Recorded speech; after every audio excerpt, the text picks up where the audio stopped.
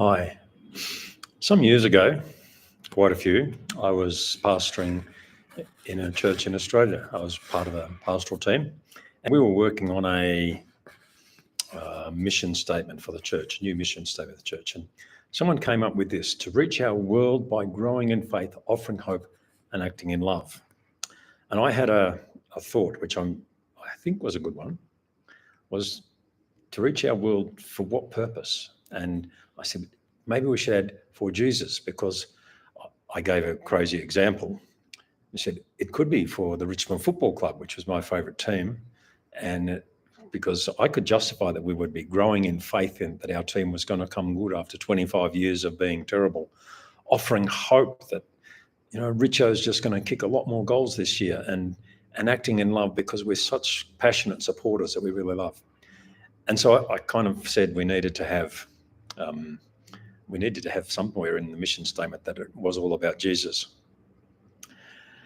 Today's reading that I was reading was from Exodus, and it was chapters 32, 3, 4, talking about when Moses was up on Mount Sinai meeting with God, and he's getting the 10 Commandments, and while he's up there, the Israelites are down at the foot of the mountain complaining and saying, we want a God, we need another God. And so Aaron, Moses' own brother, got them all to take off the earrings, and he molded all the gold together and made a golden calf, and they set that up as a god. Now, of course, that was against the very first of the commandments. It says, you shall worship no other God but me. Yeah. And they'd set up an idol to represent who they wanted to give their worship and their affection to, which just seems such a bad thing. And of course, we know the Old Testament says in those commandments, don't have any other idols.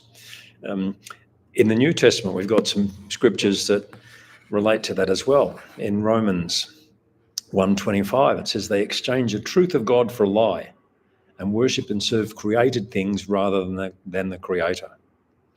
I looked up the definition of idolatry in the Encyclopedia Britannica, and it gave the definition as the worship of someone or something other than God as though it were God.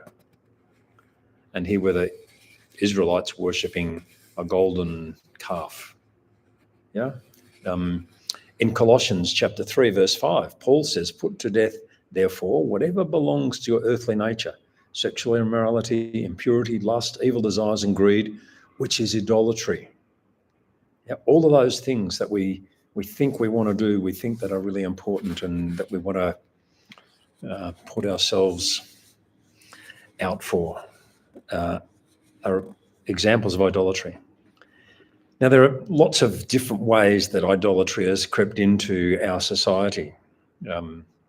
Self-centeredness, thinking about ourselves and that everything revolves around us is really idolatry. We're making ourselves and how we are seen and how we perform as our idol, and we're worshipping that.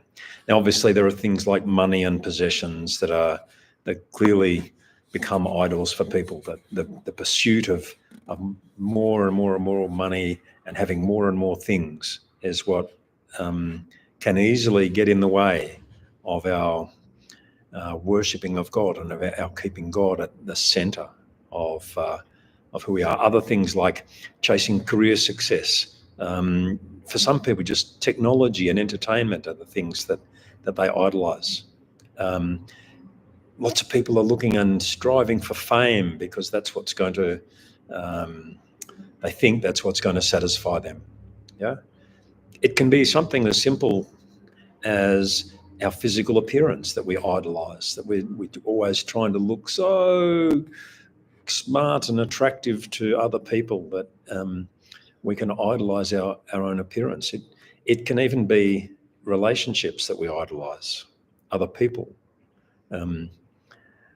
That can creep into a marriage or into a relationship before marriage where you think that that person is everything to you and you just concentrate totally on them. All of those are examples of idolatry, of worshipping someone or something other than God as though it were God. And so the Bible is clearly telling us that that's not what we should do. So how do we overcome that? How do we overcome idolatry? It's pretty simple, I think. What does God want from us? He wants us to worship him.